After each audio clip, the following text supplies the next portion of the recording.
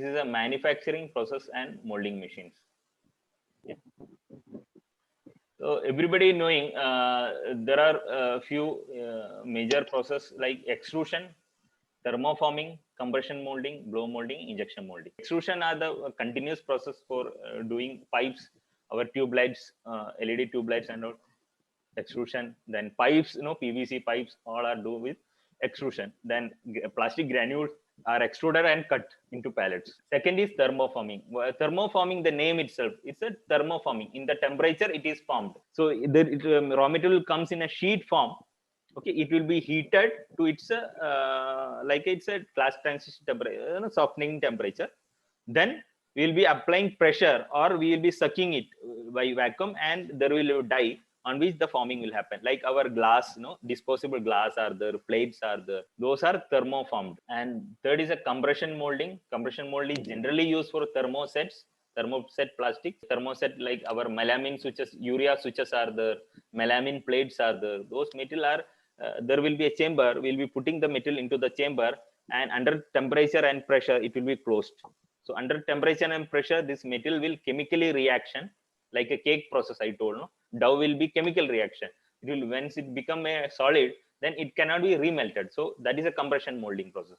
Similar way in thermoplastics also, compression molding is employed for high volume production, like caps for Bisleri and all. Similar simple caps, they are compression molding. They will be dropping some plastic into cavity and just pressing it.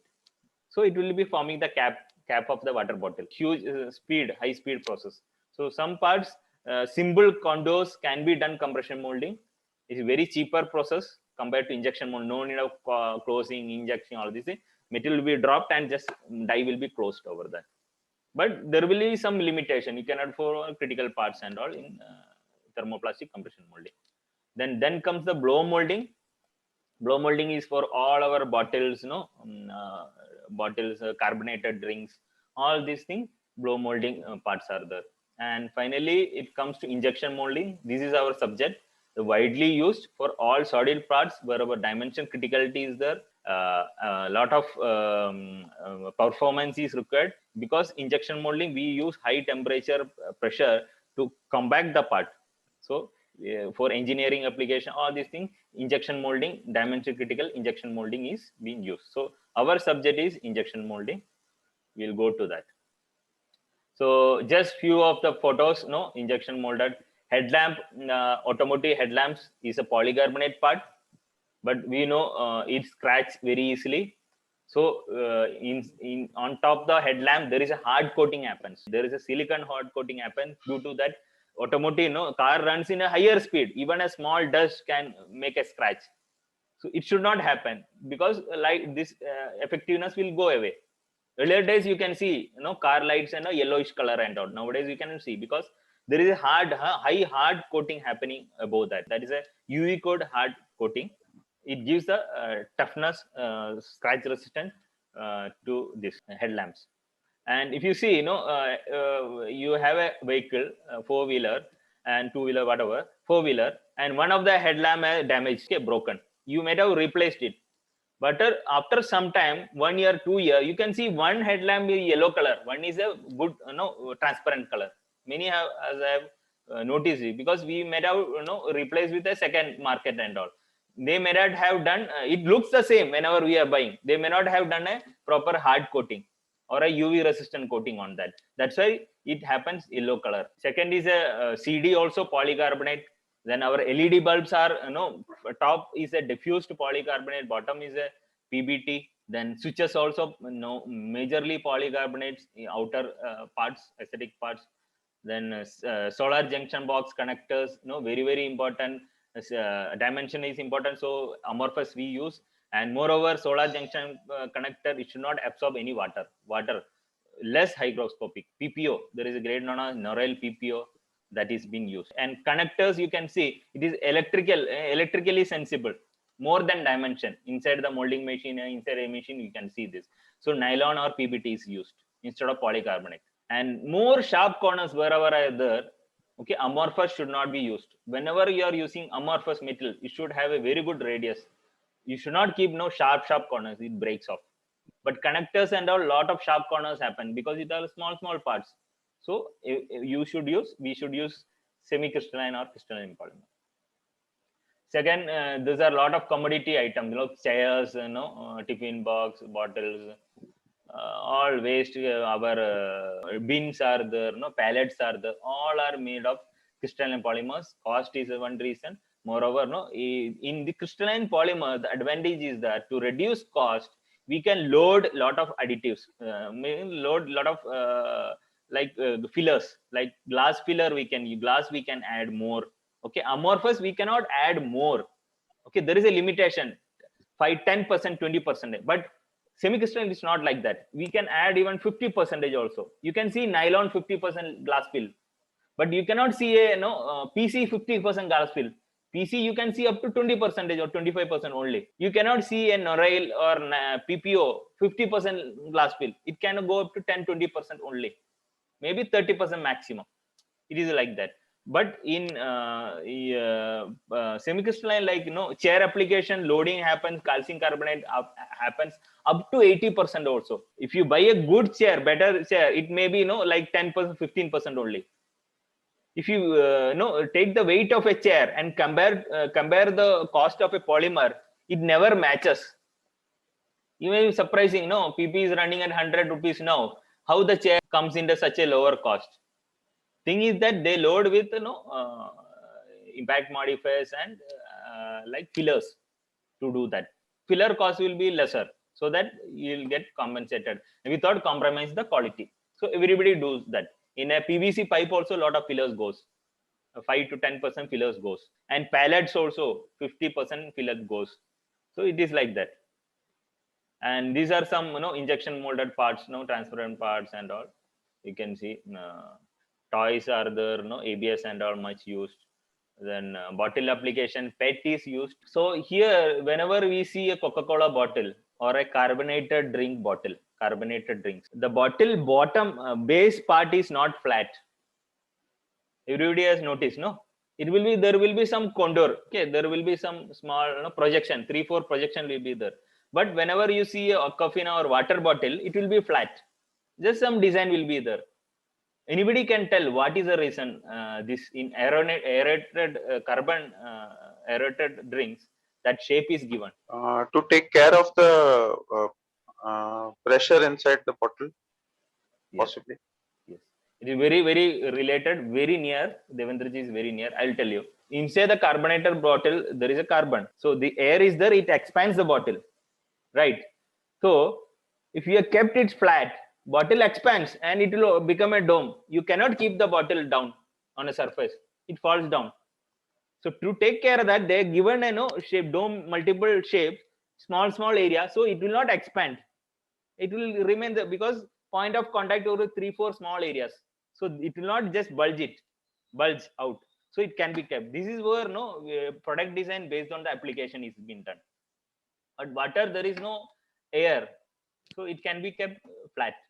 Swimming specs are there, it is made of polycarbonate, PMMA also some of the case.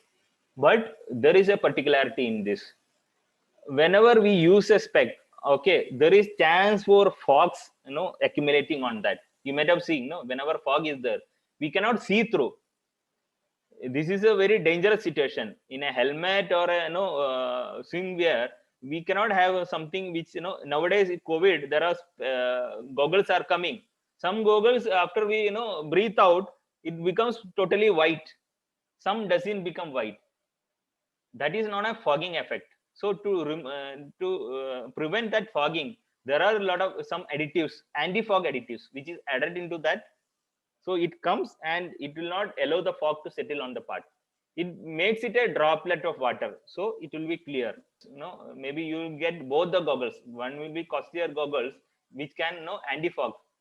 It looks the same in normal condition. When we go to a fog or when we breathe out, it automatically become white and white color. We cannot see through. So that is what application based on selection of the raw material. You can see, computer application, mobile phone application, all this, even automotive dashboards, even fans nowadays, plastic fans are being BLDC fans, DC fans, which are which specialty of this fan is earlier our fan, if we keep in a five regulator in 5 position, it takes 75 watts, and if we keep in one position, it takes 35 watts around. But BLDC fan takes 25 to 30 watts only in higher speed. These are DC fans, okay, higher efficiency. In these fans, many people use plastics also nowadays, even aesthetics also, better aesthetics also. And in one speed, it takes 3 watt only. It's lesser than a bulb, BLDC fan. So those application. And we can see, this is a water pump impeller. Norel is used in this because it immersed in water, so it absorbs least moisture. And in automotive dashboard and majorly wherever you see polypropylene is used, because higher part, it is a fit and function application, and some chemical and all can come inside the car. We may be eating or some fluid can come. Nowadays more drastic, we are using sanitizers. We are using sanitizer and wiping our steering. It's not recommended, because there are some plastics which are susceptible to chemicals. In the your logo is there, it is the ABS or polycarbonate also sometimes comes shining parts in the car, so it can break after 6 months or 1 year afterwards. Earlier mobile phones size were so bigger. Nowadays mobile phone is so slim, so we cannot use the same plastic. Okay, earlier polycarbonate can be molded 1.7 to 2 mm thickness, good process nicely. But we go for nowadays mobile phone thickness, back cover you take, it is 0.4 0.5 only thickness. You cannot use polycarbonate for that. Then there you can use for semi-crystalline application, but still thinner. Then it goes for a like a copolymer application. We'll mix something and make a particular property, and it molds in a 0.4 0.5 mm thickness. If you open our back of our mobile phone, it is so like film, just like a film. It is injection molded. Over that they do some secondary chemical painting operation. Painting operation is a chemical reaction. So when we do that painting chemical reaction, it should not damage. So what is a painting operation? Painting operation, first the paint will go to the top surface of the part and do a minor chemical reaction, then only it will stick. If no reaction happens, it just peel out, it will easily peel out. So whenever in the switch part also, when we are doing a painting, initially there is a surface treatment, some chemical is added to that, and it literally erodes the plastic. Then after that painting is being done. In automotive also the same case. So whenever we are doing a painting operation in our part, automotive, any product, be very, very careful of the selection of the raw material. If you completely take a crystalline plastic, it is chemically so much inert, it doesn't react at all, then it cannot be painted. When we take a amorphous completely, it easily cracks. So there is in between property should be there. Some people blend both together and make it a in between property to paint or to plate. So we should those things we should understand when we are selecting plastics. And this is a injection molding machine. Everybody knows it very well. Just one is a clamping unit. Second is a mold. Center area is a mold area. And there is a control panel and the injection unit in the right side. Just for an information. So injection unit purpose is to supply raw material. We will be putting the raw material inside that bowl or hopper, and power units rotates the screw, and through the barrel it is heated and comes out. So this is the injection unit. So the purpose of injection unit, you can see in the first slide, raw material gets dropped into the screw and screw just rotates. So when the screw rotates, it's an Archimedes screw. When the Archimedes screw principle is it rotates and metal automatically flows frontward. Due to that screw fluid, metal automatically goes to the front side of the screw. Due to the pressure of the material accumulating in front of the screw automatically comes back. This is like that. Nobody is pulling the screw back like a syringe. Screw only rotates. When it rotates, material just accumulates in front of the screw and in front of the nozzle. Okay, this space. Due to that pressure, the screw is pushed back. This is a process in injection molding. And third is with a pump, this is pushed forward and the material is delivered into a mold. which is a replica of the part. This is the actual process. So this step is very understanding. This in an extruder, the screw is fixed. Extruder just rotates the screw, so material is coming out complete like a tube. No, it is a continuous process. It comes out, comes out, comes out. But injection, the screw is not fixed. It rotates. So due to that pressure, it pushes the screw backwards, and whatever amount of material is used for the next shot or the part weight, it is accumulated in front of the screw. This is a barrel of an injection molding screw, injection molding machine. So in the barrel, on top of barrel, barrel is you can see it's a tube, okay, metal tube. There are multiple grade of steel used in a barrel and the screw based on the raw material we are using. If it is a chemical, no, if the material is very much like reactive material, we may have to use a different type of barrel. Okay, if it's a simple metal, okay, which doesn't react chemical in it, then we can use a normal type of screw barrel. So barrel is there. Then inside the barrel there is an Archimedes screw is there. Then end there is a nozzle is there where our material comes out, and on top of the barrel there will be cartridge barrel heaters will be there. Heaters will be wound on that, which maintains the temperature. And inside the in front of the screw there will be a non-return valve. The purpose of the valve is whenever the screw rotates, refilling happens, material will come and settle in front of the screw. Whenever we push it to inject, material should not go back. It should go to the mold.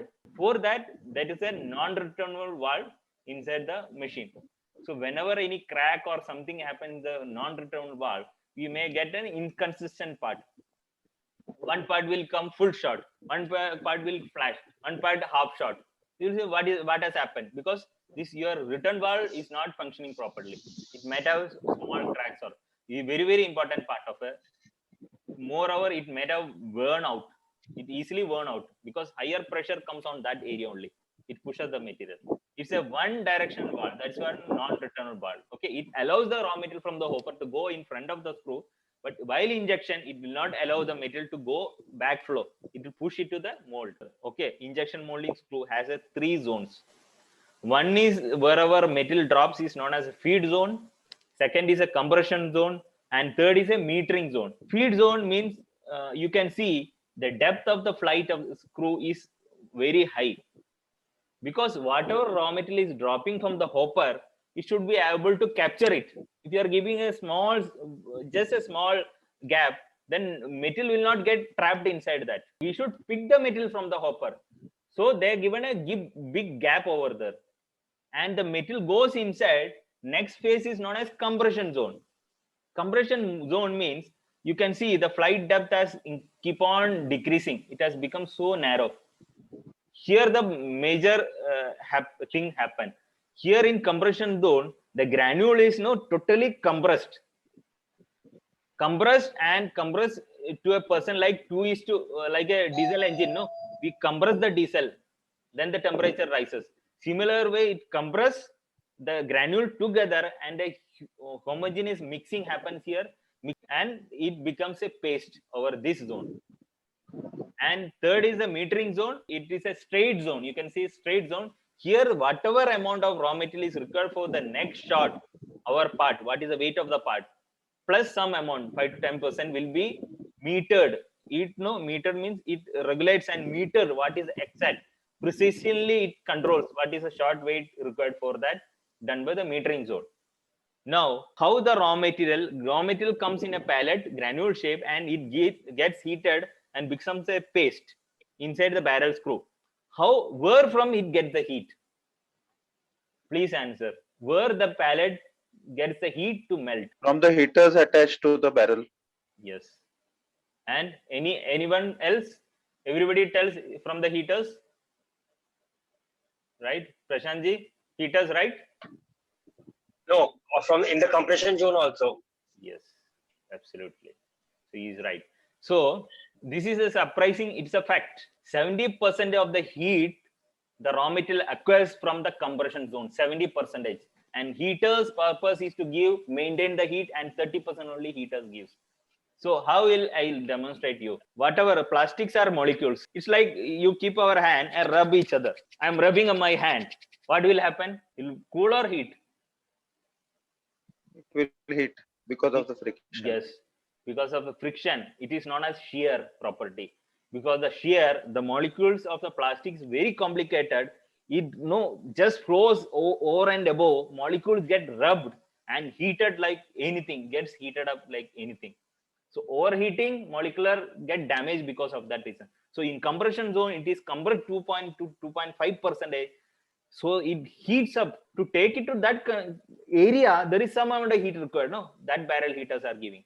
After that, it has to be maintained in front of the screw. Compression zone has heated it up. After that, it has to be maintained. No, then heaters are being given in the multiple zones. So real heating, proper heating happens in a compression zone due to molecular rubbing.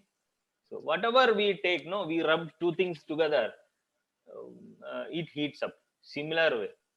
So here also 70% is given contributed to the compression zone. So compression. So that what I can say, the health of a screw is very, very important for a good plastic part, because proper melt, homogeneous melt is very much essential. So screw or barrel burn out means our quality is in a state, however good mold you have. So this we should keep in mind, the various zones. So normally a screw length to diameter ratio, we used to tell diameter length ratio will be 1:20. Diameter means 1 diameter, then 20. That's the injection molding. In that feed zone, compression zone, metering zone will come. 1/3, 1/3, 1/3, like that almost. One small question. Yes. Question was there from my side. Just it came up to my mind. What should be? How we can decide what will be the minimum short load capacity a barrel can handle, and what could be the maximum before damaging the properties of the material or giving us a effective material part. Okay, understood. Yeah. So this, see, whenever we are selecting a machine, okay, one is what is the short capacity. We will see what is the maximum part can be molded in that. Some people select big machine because all the part runs in that. That is not a right thing. And every raw material has its own property. If you are heating a raw material for a longer time, it is a molecular structure. Okay, if you are overheating it, it destroys. Our commodity plastic have a simple molecular structure. Engineering plastic have a complicated molecular structure. That's why it's having a better property. And specialty plastic have a very, very complicated structure. That's why it is given superior property. You can replace a metal with that. So whenever molecular property go up, is go to a specialty plastic, we cannot mold it as per our whims and fancies. We have to respect the raw material. So for those raw material, we have to use maximum capacity of the machine. If our part mold short weight is 1 kg, suppose, it is told that we should use 40 to 70% of short capacity. The more the better. And if you are using a polypropylene, you can use even 20 or 10% also, because polypropylene molecules are very simple. It will not destroy that much easily. So whenever we go to a complicated parts, complicated raw material engineering plastic, we have to use maximum short capacity. And it is like 1 kg of the part, we should have 1.2 kg, like 50 to 70% or 40 to 70% we should use. And if you go for a fire retardant grade, if the plastic have another additive like switches, we use fire retardant additive. What is a fire retardant? Fire retardant, nothing but there is a chemical added to the polymer plastic. Whenever fire catches, it will that material will produce a fume, a gas, which covers our part, so that connection with oxygen is cut off. Fire will not catch, fire will stop. So in a fire retardant plastic, when we are a big barrel we are using, it feel I am getting overheated. It is starting from here, it has go to the end. It takes suppose 10 minutes. Each and every granule in the barrel is 10 minutes staying. It feel that it is in heat condition. That material feel that I am going to get heated, overheated. I am going to fire. So what, it automatically leaves the additives outside and it makes a fume. Then your part will become brown color.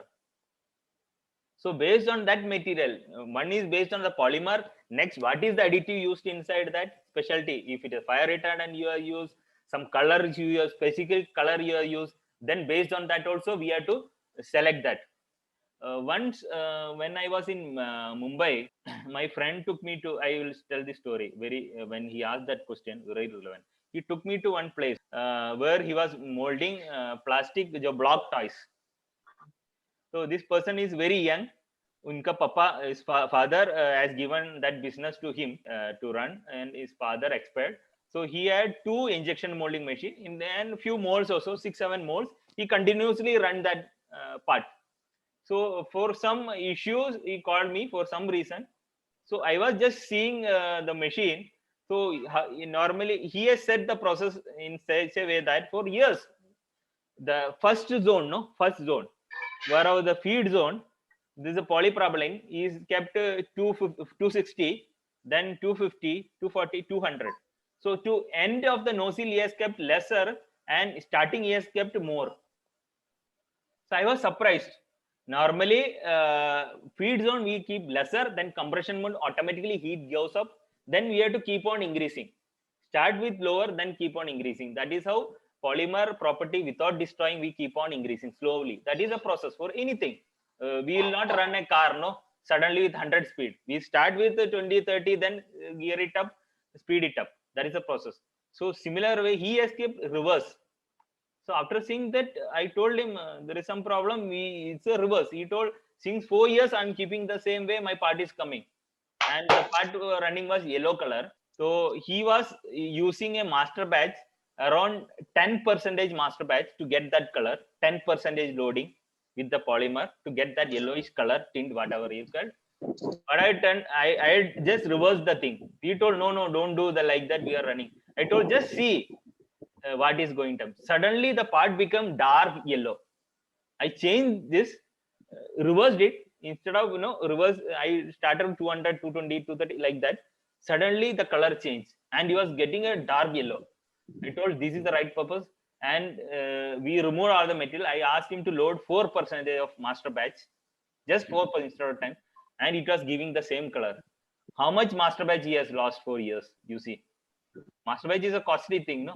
Just due to that temperature profile error, he was using higher amount of master batch, because that part was going burning off and giving light yellow due to burning, and it will fail also. This is like a degraded part, no? His toys may break quite easily in this when it is going for application. These are the 3 type of barrel screw damages. Whenever there is a damage happen in screw or barrel, there are 3 types of damage. One is due to adhesion, second is abrasive wear out, third is corrosive wear out. What is adhesive wear out? Adhesive wear out means if your screw barrel is getting rubbed each other, metal to metal contact is happening, it is rubbing each other, there is some clearance issue, wear out happens, then it gives rise to adhesive wear out. Adhesion, due to adhesion, friction between both the parts. And you can see, whenever you open and see the screw, it will be like this. Second is abrasive wear out. Abrasive wear out, you can see screw looks like this.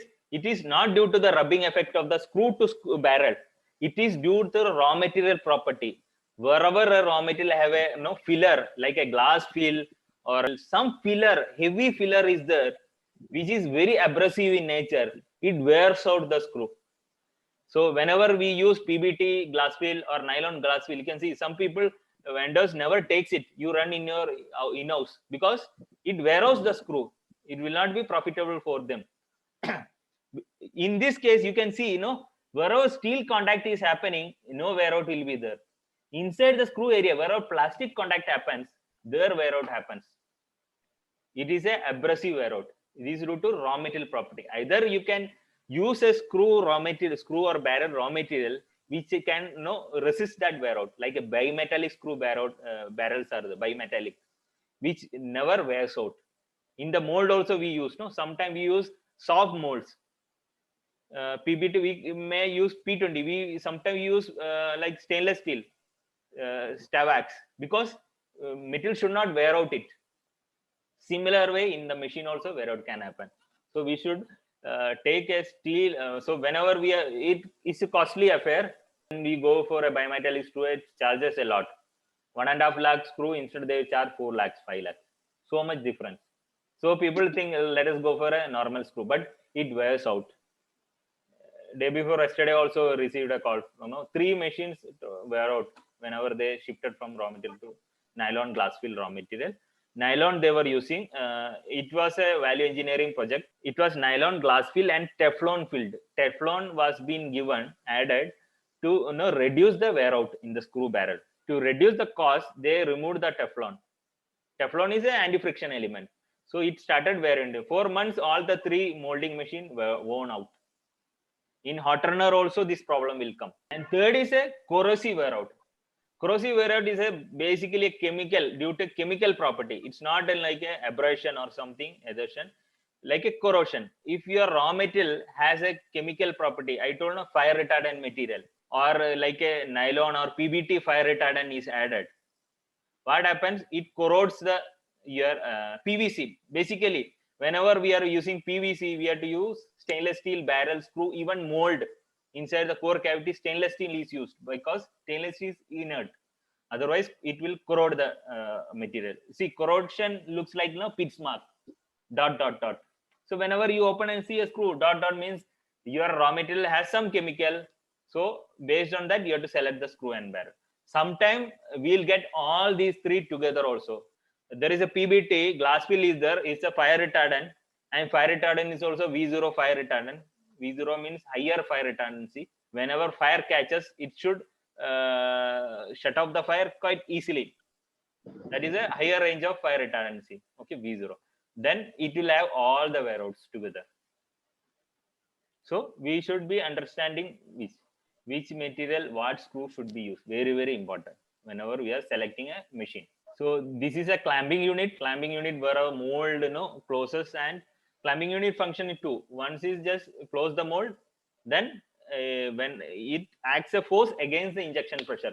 Injection pressure is quite high. So clamping units keeps the mold in that position against the injection pressure. Otherwise, there will be flash on the part. Mold opens up and flash defects will come on the part. Function of a clamping unit. So this is a question most of the people ask. For my part, how much clamping tonnage, what is the many people may be knowing required for clamping tonnage? What is the size of the machine? One of the important criteria of machine selection, clamping machine itself, we tell 100-ton machine, 200-ton machine. The specification is clamping. What is the clamping force? That is the tonnage. So how it is calculated? Okay, clamping tonnage is directly proportional to the area of the part, not to the weight of the part. If this is my part, this is a switch plate or whatever part, whenever we open the mold, this is the part area. This is known as projected area. This area decides the clamping tonnage required by the part. Suppose this is a switch plate. The weight of the switch plate is 500 gram. Area is 100 centimeter square. I have another switch plate. Instead of 500 gram, the weight is 1 kg, but area is same. Thickness is only increased. So weight will increase. So both the part will require only same clamping tonnage. Clamping tonnage depends on the area, not the weight of the part. Please understand. Second is the pressure inside the cavity. What pressure it is pushed? It is going to open, no? It's trying to open. Clamping tonnage is against the pressure of the injection. So injection, whenever material is injected, it try to push and open it. So it is against the polymer pressure inside the cavity. So clamping tonnage directly provides the area of the part, projected area of the part, not this area and whatever area. From front side, we see the mold. What is the area? Multiply by whatever pressure is coming inside the cavity. That is the your tonnage required for this part. And any machine we should use 70% maximum. If 100-ton machine is there, we cannot load a part which calculation is coming up to 120 or 150 tonnage. We should use 60, 70 tons part, whatever is there. So that safety factor should be there. So you can see the formula. Clamping tonnage F equal to area of the part into cavity pressure divided by 100 is to convert into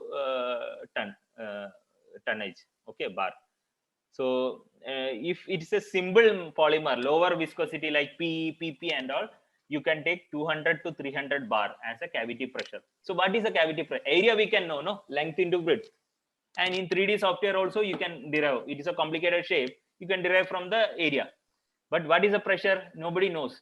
We know injection pressure, but inside the cavity we don't know. Injection pressure we have set in the machine. But when the material goes through the screw, runner and gate, there is a pressure drop happening, and inside the cavity very less pressure acts. So for a lower viscosity PE, PP, you can use 200, 300 bar. Medium viscosity like nylons and 300, 500 bar. High viscosity PC and all, very thick material, PVC. High viscosity wherever PEI, PPSU, polysulfones, you can use 500 to 700 bar. Basically, the material is higher. Engineering goes to a specialty. You have to increase the pressure to calculate the value. That is a basic thing. This I will be sharing with you anyway. If clamping pressure is too low, then flash will come, and flash and part doesn't look good. If clamping pressure is too high, if your part is 100, you are putting it in a 500-ton machine. What happen? Your mold, get damages. Your mold, get compressed. Moreover, your machine also get damaged because bigger platen, you are keeping a small mold in center. Platen get after lot of 1 year or after a long run, platen start bending because it is pressure. Center only it is getting a support. So higher than mold damages, machine damages, then even more energy consumption, and your mold will compress, and even your mold vending where air escape and all happens get clogged, and part you'll get burn marks and all. So we should not give a quite higher tonnage, and we should not go for a lower also. That is a optimized, whatever is optimized tonnage. So how to select? These are the major criteria. So how to select an injection molding machine? Okay. First is, as I told, tonnage required. We should take, if you have a 100-ton machine, we go up to 80. We should use 80 to 90%, not 100 full. Okay, there should be some factor for that. Then second is, Prashantji has asked, residential time of a material. Okay, every material has a residential time. Polycarbonate generally, like engineering plastic have 5 to 8 minutes of residential time. Specialty plastic like 2 to 5 minutes. So this material should stay in the barrel only for 5 minutes, not more than that. Every granule fall from the hopper, from there to the nozzle, should not take more than 5 minutes. Engineering or this material, if go more time, it will damage. And hot runner is there, then we have to add that hot runner inside hot runner. There will be some amount of material. We should add that also to the residential time. So residential time based on raw material specification. Then short capacity should be 30 to 70% based on the, as the material is tougher and tougher. If the material is tougher material, molecular weight is higher, then we have to use maximum. Like 70% only should be injected. If like a PP or simple material, P, even you use 20%, 30% also, material will not damage because its molecular structure is simple. Then mold, I told you, mold should cover maximum area of the. Many people tell, I have a don't worry, it's my money, going. Why you are worried? I will load in a 250, 500-ton machine. I'll give you the part. Especially in switch industry, we can see sometimes they will tell small machine is not. I know, I will load it. What happens? Continuously run, your mold surface will get damaged, parting line damage will, flash will come. So we should not, we can go up to a certain limit, not to a double size and all.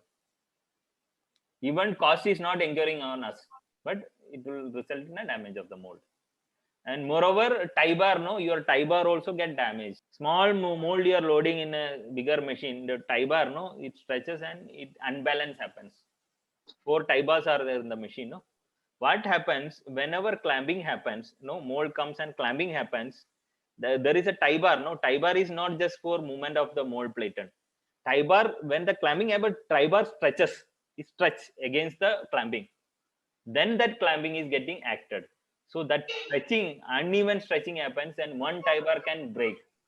whenever this mold size is so small. So that is a machine problem. So this is what machine selection